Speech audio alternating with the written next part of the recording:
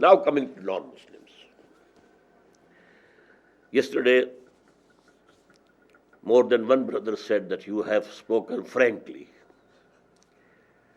So I have to be frank again. Non-Muslims in an Islamic state are not full citizens of that state, because this is an ideological state. It's not a nation state that people living in some geographical area, they are all equal citizens, irrespective of their faith, religion, creed, whatsoever. It is not the case with the Islamic State. Only who believe or profess to believe, only who are Muslims. I told yesterday that the basic of Islamic State and Islamic society is Islam, not Iman. Now, what are their rights?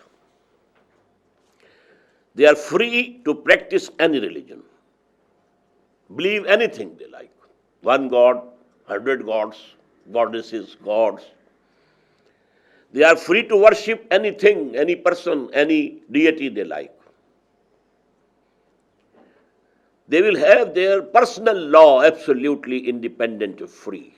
They will practice their own personal law. The places of their worship, I said yesterday also, will be protected more than the mosques. They are sacred. They will be free to do business, to enter services,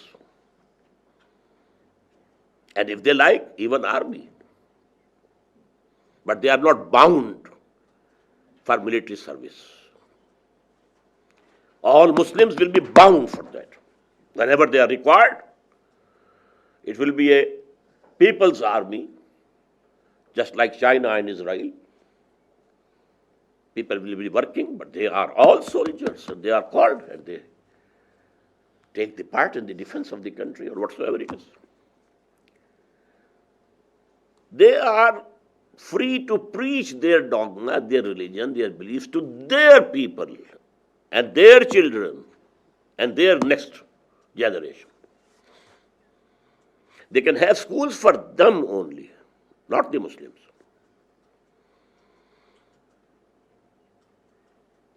They are not allowed to preach their religion to the Muslims. Here you have to note that because the basis of the state is religion, the basis and the foundation of the state can be eroded and corroded if this freedom is given. Now, only two places where the non-Muslims will not be able to participate. One is the legislature. It's very logical. That has to be based on Quran and Sunnah. And they neither believe in Quran nor in the Sunnah nor in the Prophet. So only Muslims can go there. The non-Muslims can have their own parliament, consultation body, to fight for their rights, to represent themselves. Oh, okay. But the legislature has to be of Muslims. Number two, the highest positions where the policy is framed of the state. Non-Muslims will not be included there because the basic policy of Islamic State is to propagate Islam throughout the world. Try to establish Islam as a political, socio-economic system over the whole of the globe. That has to be the basic policy of an Islamic State. And it's clear that no non-Muslim will be contributing to this. So these are the only two places. Otherwise, they are free. And then they have to pay tax. Muslims will be paying zakat, an obligatory tax, obligatory charity, 2.5% of all your belongings. But a fixed jizya, we call it, and there is a very bad taste about this word jizya. It is from jaza. The reward, because Islamic State is providing them peace, tranquility, security, just like the concept of taxes. Why do people pay taxes? To make the government able to have peace there, security, defending the country, you need army, you need force. So non-Muslims will pay jizya or tax. And it is a poll tax on every individual. It will be forced. So now, I think I have covered the basic questions regarding Islamic polity. Now I turn to Islamic economic system. Here I have to be more brief. It's a very complicated subject. And I told you in the very beginning, I have not been a student of philosophy or student of economics. But because Quran claims that it is the guidance for whole mankind, it was not Islam. We have to be very clear in this regard. And we have to revive Islam, not the Umayyad Islam or the Abbasid Islam. And that is why I emphasize that we have to adopt the prophetic model of bringing a revolution, about which I'll be talking tomorrow, inshallah. Dr. Mumtaz Ahmad, Janab. it is his cup of tea. Yeah. Professor of Political Science. Without milk. Okay. It appears to me that the Islamic society that you envision, in my view, will not be a society in which Muslims and non-Muslims will live in peace and harmony. First of all, you said that they will not be given equal citizenship with the Muslims. So there will always be a feeling of being second-class citizens. And I can assure you, sir, no one wants to live as a second-class citizen. Are we creating an apartheid, in other words, in an Islamic society? If we deprive them, as you have suggested, of holding positions of higher responsibility and ban those positions for them forever, what are the type of occupations that they are going to pursue? We cannot employ them in education because education is a very sacred thing in Islamic State, where children will be indoctrinated in Islamic ideology. We cannot employ them in foreign office because Pakistan's foreign policy or Islamic State's foreign policy will be based on pursuing Islamic objectives. You cannot have them in legislature. You cannot have them in judiciary because judiciary will be making Islamic legal decisions. So what are the areas left in which they will operate? My feeling is that we will have an alienated minority, and if we take into consideration the fact that there are large number of Muslim societies where the number of non-Muslims is considerable. I'm thinking of Malaysia, Indonesia, Egypt, Bangladesh. These societies will always be a conflict-ridden, tension-ridden societies, one. Secondly, you said that Quran prohibits Muslims to obey non-Muslim authorities. And that brings me back to my situation in the United States and 5-6 million Muslims who are living in the United States and millions who are living in Europe and 140 million who are living in India.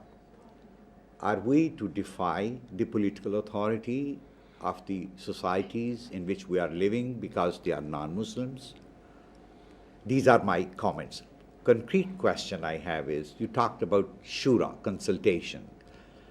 I have two questions about that. One, what is the concrete shape of shura that you suggest? Secondly, will the decisions made by this shura be based on consensus or on majority decision? Thirdly, will the decisions of shura be binding on the ruler, or they will just be recommendatory, as was the Haq's shura? Now, where to start? Number one, I did admit in the first instance that the non-Muslims in Islamic State are not equal citizens, not full citizens. Whether you like it or not, this is my opinion. In Islamic State, it's an ideological state, it's not a nation state. The professions, they can be doctors, they can be engineers, they can be businessmen, they can be teachers, teaching scientific disciplines. They can be in service. But only top position where basic policy of the state is formed, only those will be accepted. Otherwise, business will be open to them, professions will be open to them. Go ahead. So this is the second point. And I have to be reminded by you what was the third point. Even I thought that. No, apartheid, Related to that, my question was that this type of society, ipso facto, will be a conflict-ridden society, not peace with itself. In every society, there is conflict between the haves and the have-nots. Apartheid was based on color, race, and the discrimination, you may call it, in an Islamic state is based on ideology. Any black person, any person belonging to any other race, any other region of the world can adopt the ideology and he can become the full citizen. But sir, will it matter to me whether I have been discriminated against on the basis of my color or on the basis of my ideology? The fact remains that I have been discriminated. In Islamic State, in all ideological states, there has to be a discrimination on the basis of ideology. Otherwise, it is not an ideological state. Well, then does that not promote conflict? Does that, by definition, then, as was asked here, not promote conflict? Be it discrimination because of color, we know that's promoted conflict. Because of race, we know that's promoted conflict. Or be it religion, we also know that's promoted conflict. So, will that not be the case here? Is there any society absolutely free from conflict? No, but the question Can still is, there will be that any promote person? it? I told you yesterday about jihad. Every living being is making jihad. The struggle for existence, the conflict is there. We're talking about Can I- like conflicts between communities. And I think that we have one major recent example in Islamic history, the example of the Sudan.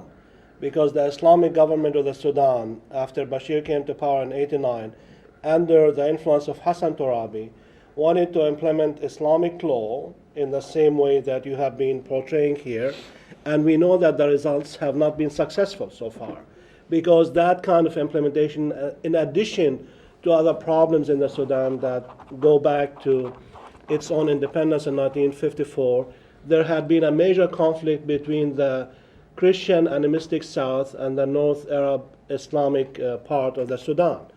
And we know that one of the major results of this conflict has been, in a sense, the weakening of the Islamic front headed by Hassan Torabi and the signing of the agreement only last week between Jean Karanj and the government of the Sudan. So in a sense, that conflict has seeped away, has destroyed the energies of the Sudan as a state, and the alternative has not been Islamic. What we see now is more coexistence between the Christians in the south and the Muslims in the north. My comment is that Islam in Sudan was coming through majority, not through any revolution. Were the Muslims actually practicing Islam totally? There was a military Did they revolt. make any dawah? Yes, it was a military coup, that's all. I told you Islamic State, true Islamic State can be established only through a revolution.